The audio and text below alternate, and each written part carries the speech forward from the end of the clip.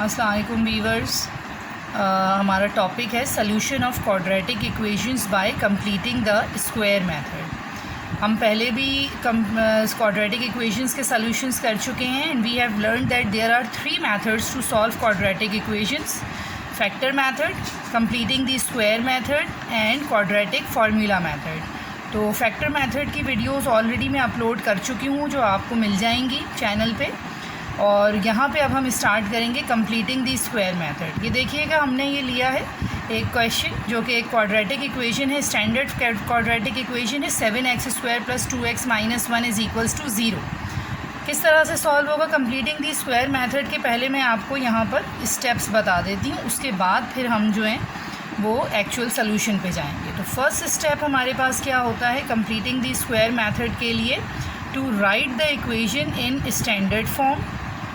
To write the equation in standard form. अगर equation standard form में नहीं है तो उसको स्टैंडर्ड फॉर्म में लिख लीजिए। सेकेंड स्टेप इसका ये है, make the coefficient of x² = 1। x² के कोफिशिएंट को 1 बनाइए। थर्ड स्टेप, मूव द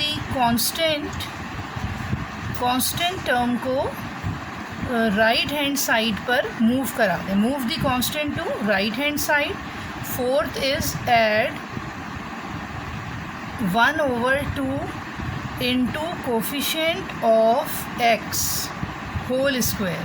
ये जो टर्म है ये टर्म हम ऐड करवाएंगे बोथ साइड्स पे इन स्टेप नंबर 4। और स्टेप नंबर 5 हमारे पास आएगा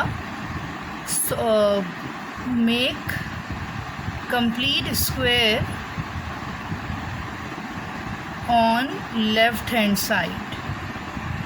और 6 इज सॉल्व फॉर x। ठीक है, अब ये 6 स्टेप्स इवेलुएट किस तरह से होंगे ये अभी हम यहाँ पर इस क्वेश्चन में देखेंगे। सो द फर्स्ट स्टेप हमारे पास क्या है कि to write the equation in standard form. Equation को स्टैंडर्ड फॉर्म में लिखें। तो इक्वेशन को स्टैंडर्ड फॉर्म में लिखने के लिए you can see the equation is already in the standard form, तो हमारा ये फर्स्ट स्टेप यहाँ पर स्किप होगा। सेकेंड स्टेप हमने लिखा था कि make the coefficient of x² = 1। x² का जो कोफिशिएंट है उसको 1 बना दें। ये 1 नहीं है, सो 1 किस तरह बनाएंगे? By dividing whole equation with the coefficient of x²। तो ये देखें, मैं 7 से पूरी इक्वेशन को डिवाइड करवा दूँगी ताकि x² का कोफिशिएंट 1 बन जाए। तो ये 7 से 7 कैंसिल होके x² हो जाएगा। ये बन जाएगा 2/7x - 1/7 = 0। थर्ड स्टेप क्या था कि move the constant to right hand side. तो कांस्टेंट टर्म हमारे पास यहाँ पर है -1/7 जो राइट साइड पे जाकर हो जाएगा +1/7।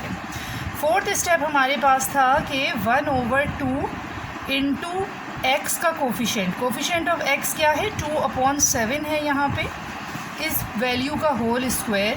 ये कितना बन रहा है? 2 से 2 कैंसिल हो जाएगा, दिस विल बी 1/7 और 1/7 का स्क्वायर होगा जी 1/49। तो अब हम ऐड करवाएंगे 1/49 टू बोथ साइड्स। ठीक है जी, तो ये हो जाएगा x² + 2/7 + 1/49 एंड 1/7 + 1/49। यहाँ पर इसको हम स्टेप नंबर 5 पर अब आएंगे कि make complete square on left hand side. तो लेफ़्ट साइड पे हमने इसको कंप्लीट स्क्वायर में क्लोज़ करना है।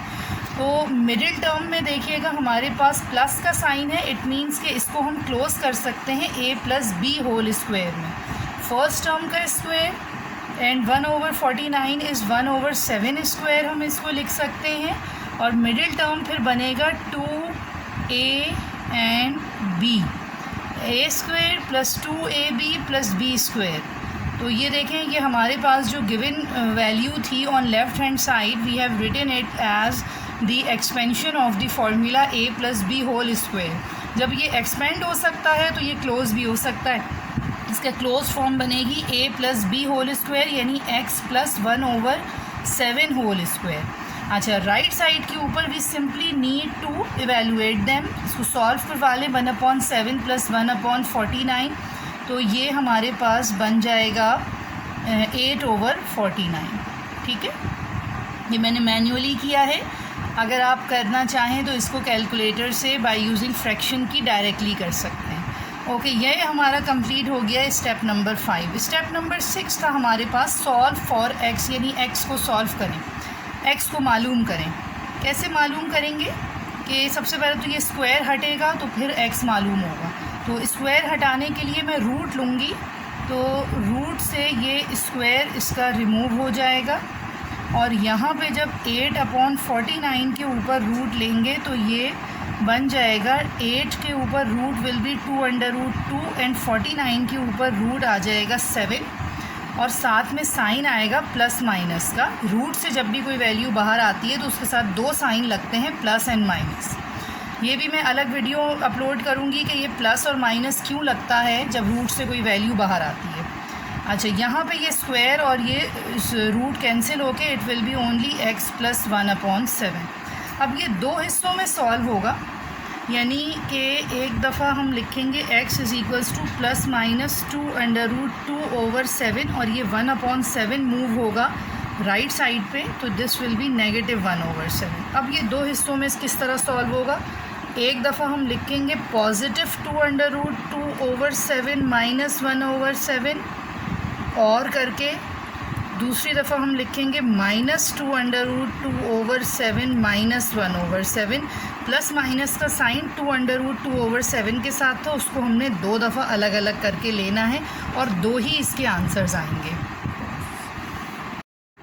जी, अब ये देखें हमारे पास ये x के लिए 2 पॉसिबल वैल्यूज़ हैं, 2√2/7 -1/7 एंड -2√2/7 -1/7। इनको LCM अगर हम ले लेंगे, क्योंकि डिनोमिनेटर्स हमारे पास सेम हैं, तो ये बन जाएगा 2√2 -1/7 और यहाँ पे बन जाएगा -2√2 -1/7। ठीक है जी, तो इसको अब हम सॉल्यूशन सेट में लिखेंगे तो अलग अलग करके भी लिख सकते हैं इस तरह,